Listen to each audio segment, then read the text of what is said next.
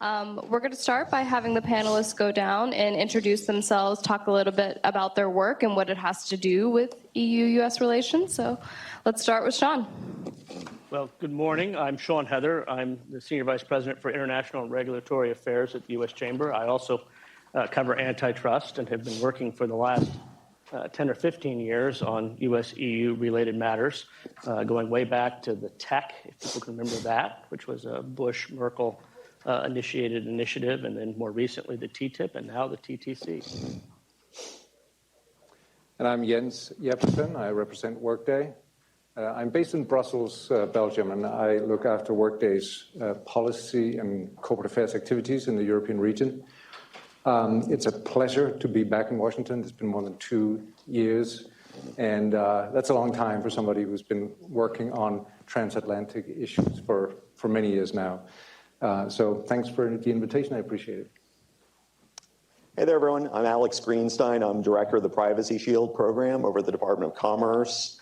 I got this in through a little bit of a roundabout way. I worked for 19 years at the State Department on the most recently EU issues, and so ended up working on data privacy out in Brussels. Then I was director for the European Union over at the White House, and then I was worked on the National Economic Council doing tech policy, and then moved over to Commerce and have been working on this, and we've been working assiduously on our negotiation of an enhanced Privacy Shield framework to restore stability to transatlantic data flows.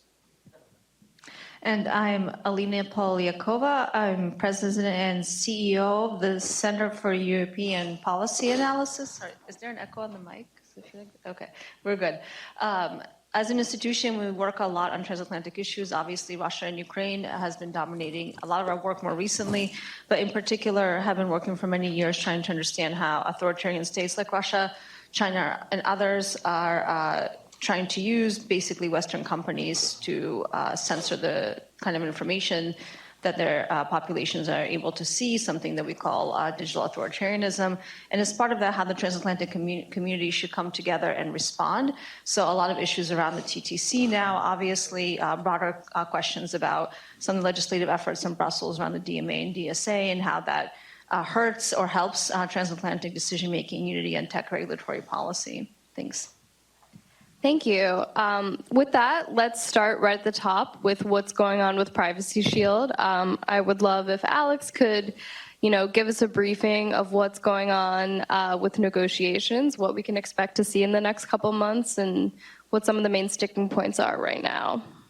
Sure, thanks for having me. And this is definitely sort of a priority for the Biden administration.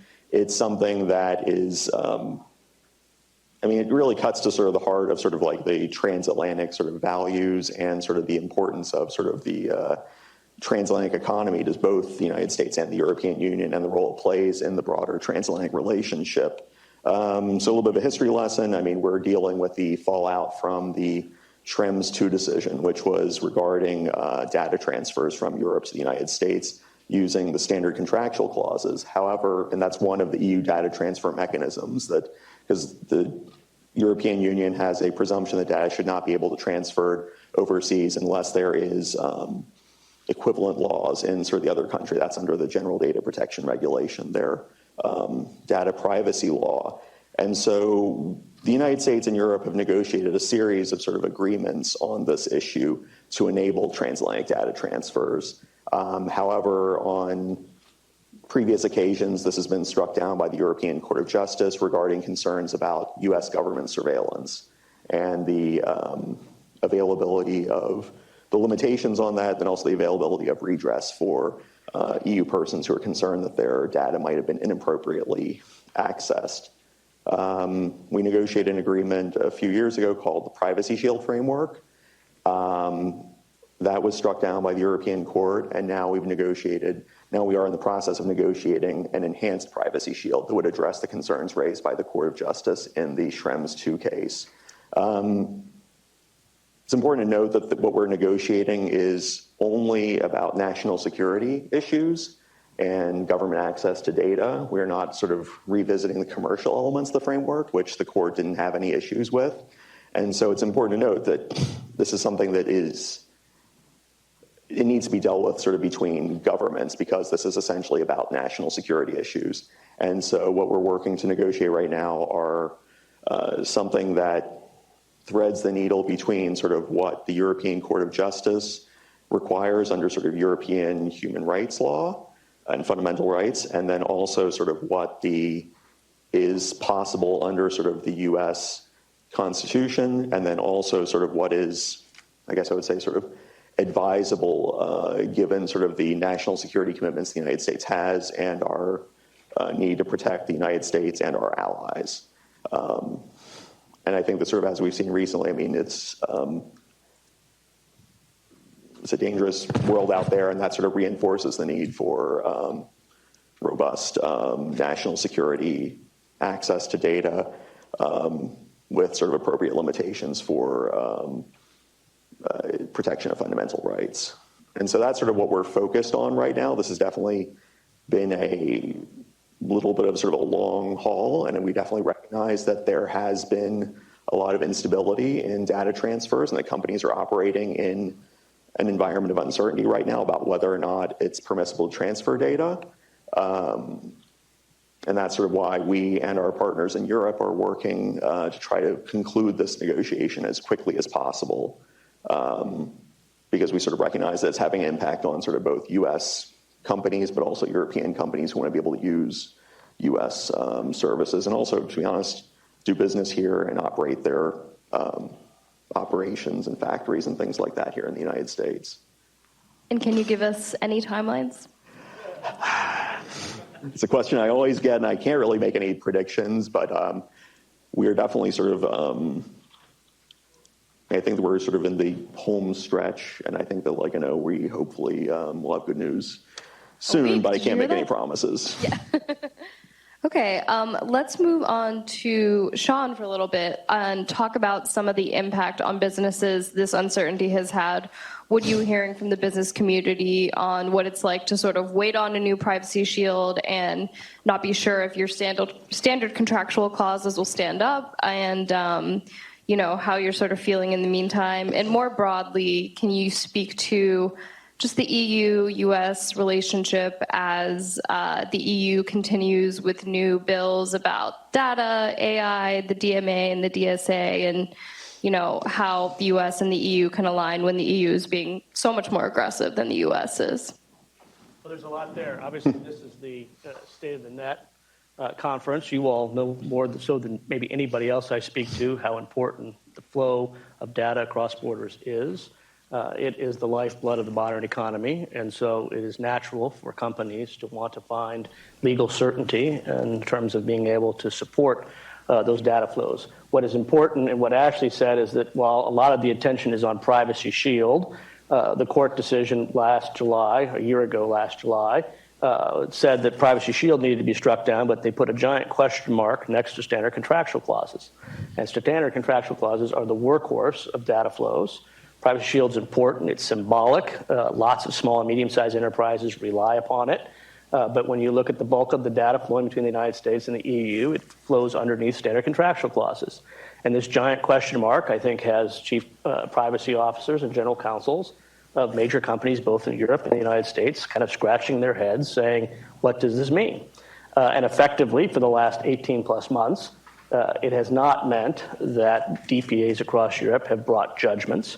We have not seen decisions coming down invalidating standard contractual clauses, but we do see signs that there are cases that are in the system, and that those cases that are in the system are increasingly on borrowed time. They are not the kinds of decisions that the DPAs across Europe can continue to push off. They're going to be forced, I think, at some point this year to begin to make some determinations and decisions. And the question is, if standard contractual clauses are an invalid tool to transfer data between the United States and the EU, we have no legal mechanism by which to do so. So the pressure is really on, Alex. You and the Biden administration have made this a priority from day one. It was a seamless transition from the last administration to this. This is issue number one as far as the Chamber is concerned in the U.S.-EU relationship. If we can't solve for this, there's no reason to have cooperation in the TTC. The entire TTC agenda, when you look at the 10 working groups, all has components about data and the ability to move data at its heart. So this is job number one. I am optimistic. There are signs for those who are watching this closely that the EU understands the importance. I'm also optimistic that, sadly, because of the events of the last week or so, that there may be even a greater sense of concern and importance to ensure data flows between the United States and Europe. You would never want to say there's a silver lining to an invasion, but I do think that this has put a renewed emphasis on the importance of transatlantic ties. So I am optimistic that we might see, and I'm not in the negotiating room, I'm not at the table, but I feel like we have a chance to see something maybe mid-spring, late spring, early summer. That would be the window in which I'm watching right now. Switching gears, you said the state of transatlantic relations. Most people think about the US-EU relationship and they talk about the economic relationship. And when you do that, in most cases, people think about trade, the US trading partners. But the US-EU relationship is different. It's really a relationship based off investment. It's very unique. We have trillions of dollars of US investment in Europe. There are trillions of dollars of EU investment in the United States. There is no other economic relationship in the world that is built on investment first. It's because of that investment we trade with each other. I think it's still true today that there is more US investment in Ireland than there is US investment in China. That shows you just how significant the relationship is. Why do I say that? Well, when we've seen past dialogues between the US and the EU, I think there has been kind of this sense of hope springing eternal, which I think is today's title for the conference, or at least this session of the conference. My view is this, the US and the EU have been cohabitating, but never got married. We have this deep relationship that we have become comfortable with each other. And when we tried under the TTIP to formalize that through an actual marriage, folks didn't like that too much. So we're now back through the TTC at a negotiating table. My concern about the way in which these negotiations are set up is almost every issue on the TTC agenda, Europe has decidedly put out its markers as to where it wants to go on AI, where it wants to go on competition policy, where it wants to go on data policy, and there's not much to negotiate. There may be conversations we can have on cooperation vis-a-vis China, on cybersecurity, some of the other agenda items, but on the core regulatory issues that are going to govern data governance in the digital economy, Europe has decided the path they want to pursue, and I don't think it is interested in listening to the United States or discussing where the United States has views. And unless Europe is willing to sit down and have conversations like that, I think the TTC is going to have a rocky agenda. We're definitely going to get back to that, but I want to make sure that Jens here could talk about what Privacy Shield means to companies like Workday, companies of similar sizes, and just the view from Brussels. Why do you think, Brussels has such an intention to set these rules for the world and to take a leading role here and get these bills passed, and what does it ultimately mean for relations with the U.S. and whether they can lead together against authoritarian countries? How much time do I have? A couple minutes. Kind of a broad question. But beginning with Privacy Shield and data flows, so Workday is a provider of software applications for enterprises across a whole range of different industries, from banking to automotive, manufacturing, energy, et cetera, pharmaceuticals. And so we have something like half of the Fortune 500 amongst our customers. Many of those companies are European headquarters. So we have more than 725 EU headquartered companies that use our services. So these are world-leading companies, and they need, just like American companies do, to manage and optimize data flows across borders, to run their operations seamlessly across the globe, really. So sometimes the issue has been framed as really focused on social media companies and their use of data. This is really not the case. This cuts across all industries. And it cuts across large companies and small companies as well. It's important to note. So following the Schrems II decision in July 2020, we had European organizations putting out data to demonstrate the impact of Schrems II and the uncertainty that that has created on European businesses. And it cuts across all sectors, and it cuts across all sizes of companies. We see small companies in particular have been extremely reliant on the privacy shield. They now have to use standard contractual clauses. This is a very difficult process for a small company to manage, and they require a lot of legal assistance to be able to make this work. So this is really issue number one for the EU-US relationship at this point. I think, like Sean, we're super excited about the TTC. We think there is an absolute need for Europe and the US to work productively across all of these areas. I think this current geopolitical situation that we have been living with for the past number of months just emphasizes the importance of that. It is really, really essential that Europe and the US try to see eye to eye on as many of these issues as possible, understanding that there will be differences in how countries legislate. EU countries have to some extent some different values that express themselves in different policy choices from the US. That's normal. But you do have to ensure that there's as much cooperation and alignment as at all possible.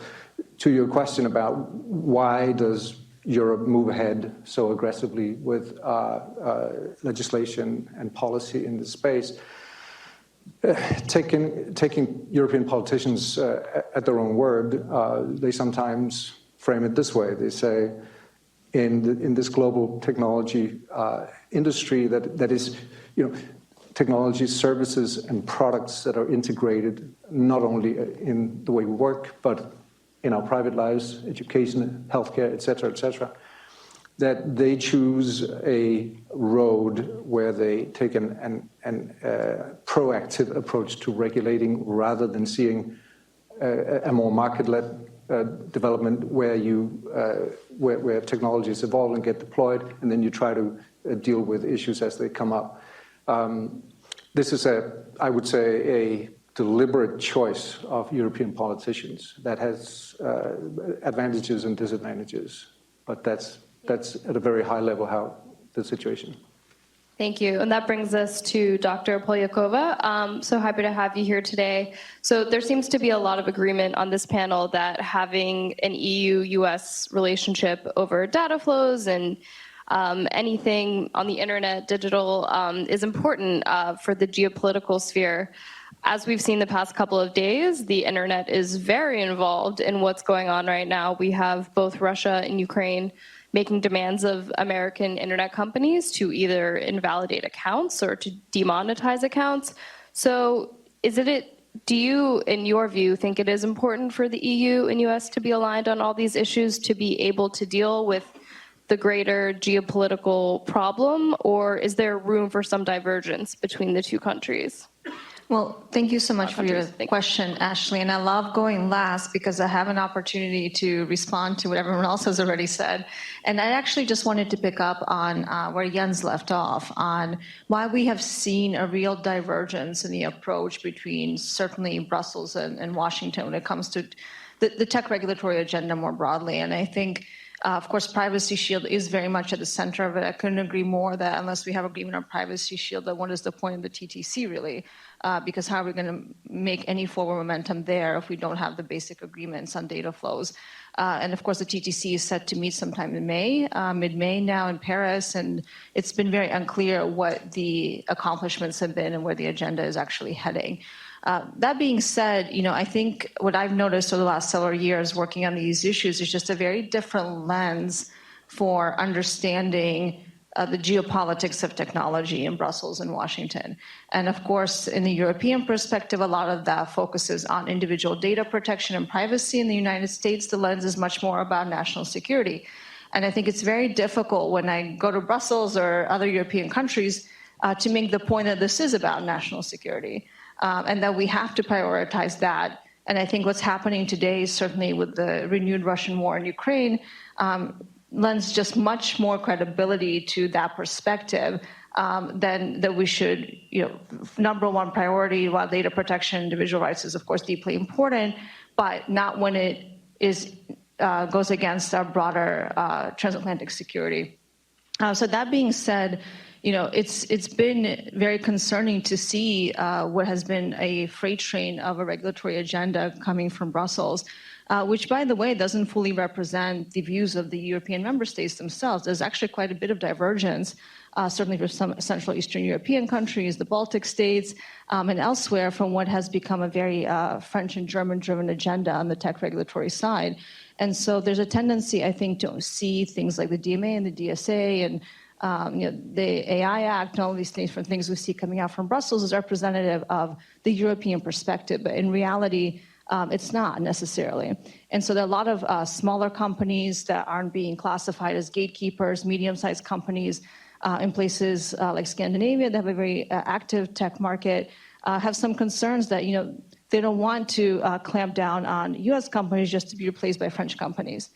And so there's a lot of divergence in how the European laws that we're going to be see enacted in the next several weeks here, most likely, are going to affect the European ability to compete. And I think the big question for Europe, and this goes back to what Jens was saying about why has Europe taken this leadership role on the tech regulatory agenda, even though most of the companies we're really talking about are not European companies. And I think the reason for that is because there's a real fear of being left behind. Obviously, the US still leads in technology innovation. China is actively and aggressively competing there. So what is really Europe's role? And I think European policymakers have carved out regulation, sometimes, unfortunately, in the service of regulation versus in the service of innovation, as their leadership in the world, part of their leadership portfolio. And this is where I think Europe sees its ability to have impact in the world through norms, international standards, et cetera. But of course, I agree that it's probably a little too early for that, because some of these technologies are still very nascent.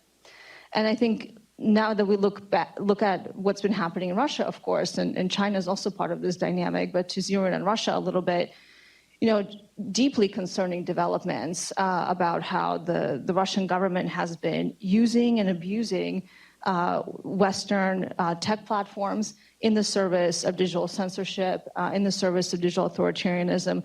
Just over the last several days, we've really seen a culmination of what has been a years-long effort by the Kremlin to force companies to comply with increasingly draconian local laws, the so-called new landing law, as it's called, that is affecting basically all companies, social media, broader tech companies, platforms that are operating in Russia, and de facto making them much more vulnerable to things like detaining, arresting employees of these firms if they don't comply with these draconian laws. They're demanding the takedown of content that is truthful content, which of course companies have been resisting for a long time. I think that's important to know, and paying a lot of fines. But at some point, I think they come to a question of, do we want YouTube in Russia still?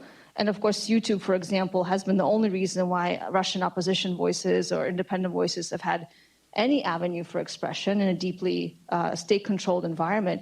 Or do these companies just pull out and basically cede the information environment completely to the authoritarian state? And I think it's a really difficult situation that firms find themselves in. I think it's really should be the prerogative of the US government and European leaders to stand up for democratic values of free expression and to support and push back on some of these very aggressive authoritarian tactics that we see deployed. But I think right now, companies are kind of left in the lurk a little bit to figure out for themselves. Yeah, absolutely. And it sort of brings me back to this idea that abroad, the Biden administration, similar to the Trump administration, they're in the position of defending their own tech companies to foreign governments that wish to tax them or put regulations that seem to be focused just on the biggest US companies. But at home, they want to regulate them themselves. Maybe you could speak a little bit to this tension that the U.S. government seems to defend our companies abroad, but at home there's a pretty robust competition agenda going on and a desire to have more content moderation and more privacy. Not saying we've passed many laws, but there are many efforts. Can you speak to that tension? Sure. So, I think there are three things you raised there. One is this kind of competition policy question, which is more akin to the DMA. You have a conversation there about federal privacy law, and then you have a conversation about content moderation, which for the most part in the U.S. is a debate about 230. In the competition lane, in the pure competition lane, I don't see the Biden administration fundamentally having a different position abroad from what they have at home. The administration has made it clear that they do not support the DMA as drafted. They've made it clear to the Europeans that there's a variety of things that need to change. And at home, the domestic legislation that is, I think, most furthest advanced in the Senate, the administration has not put out a statement of administrative support for that. And in fact, you see large amounts of folks on the Democrat side of the aisle who have deep concerns with the way in which that is drafted, which is very similar to the DMA. Where I think you have tension in the administration is what should regulation look like in this space? And there I don't know that they have an answer. They know what they don't like, but I'm not sure they know what they do like. So when they put their opposition out there to Europe on the DMA, when they had withheld their full support for what's happening here at home, I think that's entirely consistent. What one should do about platform regulation is where I think the administration is still trying to figure out what makes sense, what would look like good regulatory practices, how much of this should happen as a matter of antitrust law versus regulation. In the United States, we're trying to do it as an amendment to our antitrust laws. In Europe, they've decided not to amend their antitrust laws and do it as a matter of regulation. These kinds of questions, I think, are very much still unanswered with the Biden administration. When you move to the privacy space, obviously, as Alex said, the debate around the US-EU is not about whether or not we have adequate protections for privacy in the United States from a commercial standpoint. The Europeans accept it, but we in the business community don't want 50 state-based regulations. We want to see a federal privacy solution. The Chamber is very much in favor of that. I think the administration is very much in favor of that. I think the details are oftentimes associated with how you construct things like private rights of action and what happens when it comes to a violation. And all of that will take some time to sort out. But I think there is a common agenda there. Certainly, I think the Europeans would welcome a federal privacy law. There's lots of European investment, as I said, in the United States. They don't want to have 50 state privacy frameworks by which to address. In the third area, which is this content moderation kind of debate, this is the one where I think it's the toughest to figure out what is a legislative or regulatory path forward. Obviously, you have clear requirements under our Constitution for free speech, but we also know that you can't yell fire in a crowded theater. And what is the online version of that has yet to be figured out. And so whether that is figured out over time as a matter of common law in our courts or whether that's figured out by the United States Congress, I think we're a long way from having that answer, but the urgency is clear. It's not only being sorted out in Europe through their efforts with what they call their DSA, but I see dozens of countries around the world who are putting content moderation frameworks in place. Many of those are within authoritarian governments who are dictating terms. What is legal content versus illegal content when you look at these regimes is very unclear. Companies are left to try to decide for themselves how to interpret the law. And then the ways in which they must comply, in many cases, are completely unreasonable and outright crazy. So that space is the one that both from a policy standpoint as well as from civil society and the business community is where I think there is the most room to figure out what the path forward is. But again, on the competition piece, I think the administration is clear on their opposition to both approaches. What they're not clear on is what the right approach should be. Does anybody else have anything to add? Yeah, if I could just chime in there specifically on the content piece, because I've been working on issues around counter disinformation efforts for too many years that I'd like to admit. I think one of the things that we have to really pay close attention to is the precedent-setting nature, which I think what Sean was just alluding to. Some of the legislation that we see emerging that talking about online harms and not really defining what that means, talking about illegal content.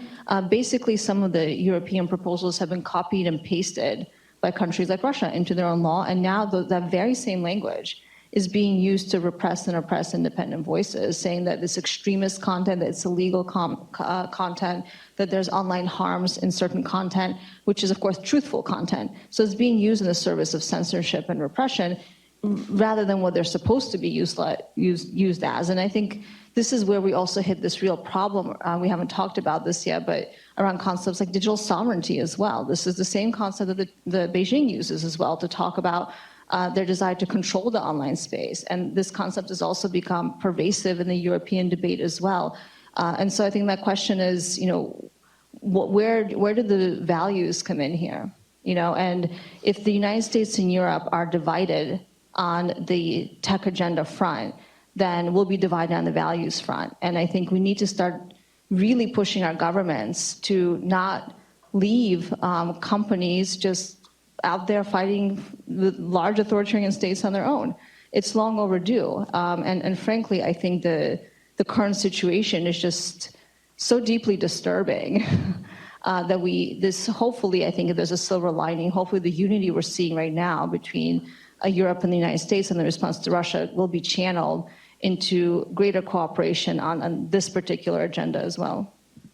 Did you have something to add, Alex? Yeah, I mean, I think that is a very good point. And also just having observed sort of EU-US discussions, particularly on privacy, but also on tech policy more broadly. I mean, I think one of the things is that there can be a little bit of an excessive focus on sort of, I guess I would say, sort of the instrumentalities of how to implement sort of policy and the differences that we have there. And that can sometimes obscure the sort of fundamental sameness of our values.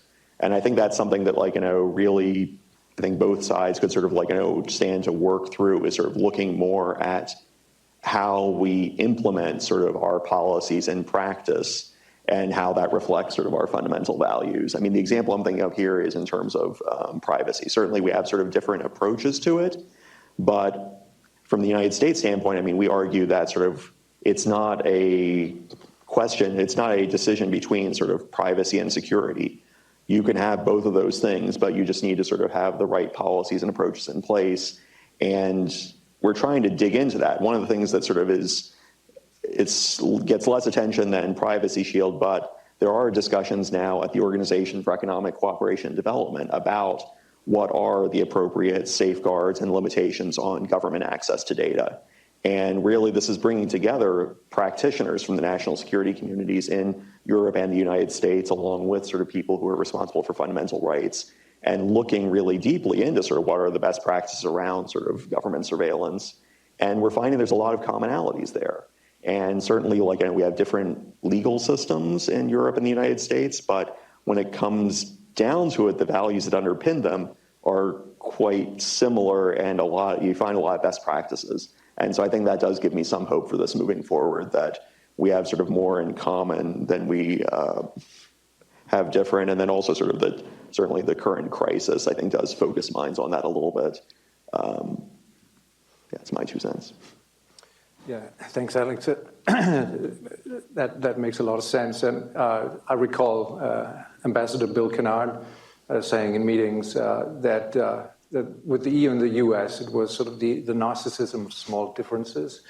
I think it's a pretty apt observation, given that the policy issues that are being debated and the values that underpin them are so similar, whilst the institutional setup and the political dynamics are different. And you mentioned the Franco-German.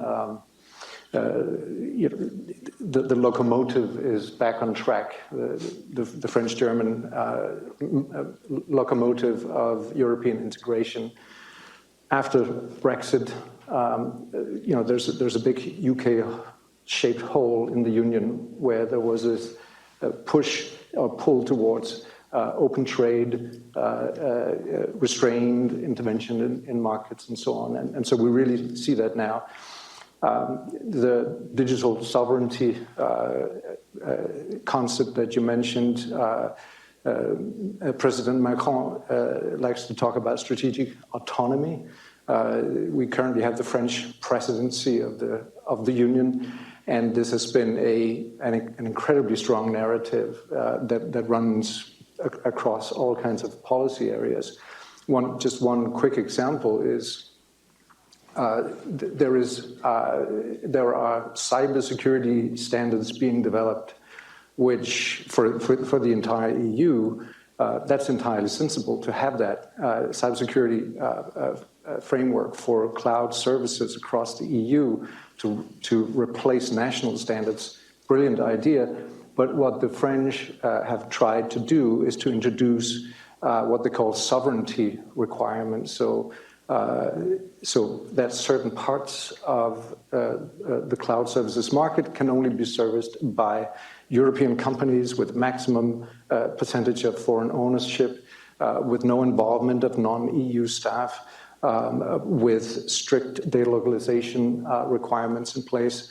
And so we're seeing this political narrative now really being reflected in different policies across the sphere, and in a way that is probably actually harmful to what the cybersecurity framework seeks to put in place, because what you do not want is to have it such that European organizations, public sector organizations, or companies cannot use the best possible cybersecurity technologies in the market.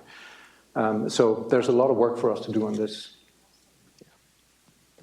If you look at the way things are going, I mean, it seems though data sovereignty and this balkanization of the internet is happening all over the world, in Russia, China, India, US, Europe. I mean, how do we sort of come together and have a free and open internet again, where every country doesn't have different rules and the internet doesn't look a little different depending on where you are? Is there a coming back to that, or have we gone too far? I can start us off there if you don't mind, Ashley. You know, we don't have a free and open internet on the global level anymore. I mean, we just don't live in that reality. I mean, go to China, go to Russia, go to Myanmar, obviously. So I think at this point we are in a position, unfortunately, having defend the free and open democratic online space. And this is exactly where, you know, the squabbles over details are deeply, deeply unproductive and go against the broader strategic agenda of making sure we're all in the same place, because we have to defend that space. We have to defend the ability of people to have access to truthful information, a variety of sources. And companies big and small play a deep and huge role in that. And I think my concern about things like sovereignty conversations, especially around cloud services and other issues, are deeply concerning, because it's just reinforcing the splinter net model in a different sector. And we have to really shift lenses, because if we keep moving in this direction, we're just going to reinforce the authoritarian vision of the online world. And it's not the vision I think that many of us here share, or that many individuals would like to be a part of, frankly. And so that's the big issue today, like whether we can move away from, you know, the EU wants to lead on regulation, and, you know, we can put innovation on the backbench there, where we are on competition policy, et cetera, et cetera. We do align on the bigger, broader principles. And I think we have to come back and compromise. And I think a lot of that compromise, I think, has to happen in Brussels, because they have been so much further along on setting out their demands and their agenda. And the US has been lagging behind there. It hasn't been as engaged on some of these issues until the current administration. So there's a lot of work we have to do, but I don't want to, you know, raise the alarm bells too much. But I mean, we're in a really bad place right now, and we have to move really, really quickly to ensure that what we still have, that we're going to have for future generations. I'll just build off of what you were talking about. I think the one area where we risk atomization or fragmentation is artificial intelligence, where the EU has moved forward with legislation last year, a very broad and ambitious piece of legislation. It's early stages yet. It has a number of very sensible components that I think will find a receptive audience on the U.S. side. However, it is not clear that it will hit the right balance between the dual objectives, which are to create an ecosystem of excellence and innovation, as well as an ecosystem of trust and a vibrant market for trustworthy AI applications. Talking about back to the TTC, we would very much encourage the U.S. government to be as engaged as possible and as forward-leaning as possible in terms of dialogue with EU policymakers in this space. The regulation is going to set out sort of technical standards for compliance. I think the worst outcome would be if we have a set of standards coming out of Europe that are then not compatible with what NIST, for example, has been working on here, something that Workday has really supported. And so if we can use the TTC to facilitate alignment and interoperability and a sort of these two pieces docking together nicely, I think that would be the best outcome for all of us. Yeah, no, I think you really put your finger on it. I mean, in terms of like the word that I always focus on, sort of interoperability. I mean, we don't have to have all the same laws and approaches sort of on the internet, but we do need to ensure that they sort of work nicely together and sort of that there are sort of ways to build bridges. I mean, that's essentially what Privacy Shield was about, was you had an EU law that sort of like, functioned differently than sort of US laws, but you had enough sort of US law in that space that you could make sort of an argument that if you add some things to it, it is sort of essentially equivalent. And I think that's kind of the spirit that we're looking at, is sort of finding ways to work together. And that's also gets to the issue of trust. I mean, trusting that, yes, the other systems may look somewhat different, but since we operate on the same values, that we can accept that they will probably get you to the right place. And I think if the question was where are we headed, I think the answer is we are not. We are in a state of fragmentation. The question is how much more fragmented will we become? If you listen to part of the last session with Congressman McCaul, he talked about essentially decoupling with China when it comes to technology, the importance of export controls, the importance of not allowing tech transfer for national security concerns. If Europe decides to take a maximalist approach in terms of divergence with the United States on DMA, on DSA, on AI, on the cloud, we haven't even talked about the Data Act, which just was put out last week, which is an entirely effort to say, look, we're going to redefine what the definition of data ownership means, what it means for B2B business relationships for data. We're going to compel the sharing of data, which is a property right fundamentally. If Europe decides to go down a completely divergent path from the United States, we are talking about a decoupling between the United States and the EU on digital economy policy. When I heard you lay out the cloud stuff, I said to myself, are we talking about France and Europe, or are we talking about China? The idea that you're only going to have a certain amount of local content, you're going to only allow a certain amount of foreign direct ownership into a space. These are the tools China has used that have caused the challenges we have today in the U.S.-China trade relationship. And so to the degree to which Europe is headed down that same path, we will end up in a position of decoupling. And that's going to be very difficult when you look at, again, where I started. Our relationship has been built on investment. We have invested deeply in each other's markets. And that investment is something that American businesses are interested to continue to make additional investments in, and European businesses are interested in making additional investments here in the United States. So we need to figure out how to get around the table at the TTC and work on these issues. But we do have some serious challenges given where Europe has decided to set out its agenda and where we stand today to these conversations in the United States. And since we have Dr. Polyakova here and there is so much going on with the Russian invasion of Ukraine, I just want to ask you, what has been sort of the most striking thing to you in the past week or so that you've seen online having to do with the social media companies, Russia, Ukraine, and the attempts at censorship, and even just a lot of the misinformation we're seeing? Has anything been particularly shocking to you or different? Well, it depends what the relative starting point is for shock, right? I think we're in a much better place than we were, for example, in 2014 when Russia invaded Crimea and eastern Ukraine, which is when I started working on disinformation issues, where the Russian narratives were really propagating into Western media, and they were being spread very widely on social media. And then we saw how our inability to really grasp the importance of that then, of course, came to us here in the United States in 2016 and then elsewhere. I think I've seen how companies have actually learned a huge deal over the last 8 years and have been quite active in removing content, fact-checking content. And this has really been a thorn in the Kremlin side. One of the big conflicts that we've seen emerge the last week was over fact-checking.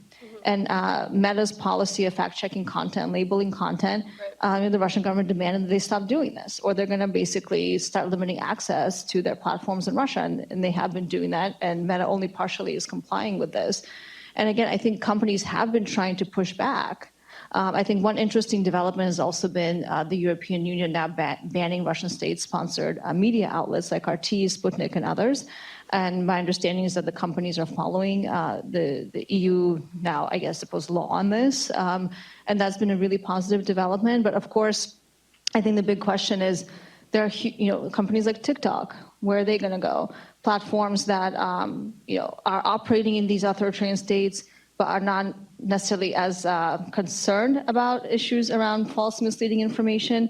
I think we have to ask ourselves, do we want our children to be using Facebook or Instagram or TikTok, right? When we're talking about control of false information. So I think it's been a much better situation. I think governments have, especially the US government, has been very effective on the broader information messaging side. And I think certainly Ukrainians, certainly people in Central Eastern Europe are much, much more aware of disinformation, and they're have a much more critical lens on it.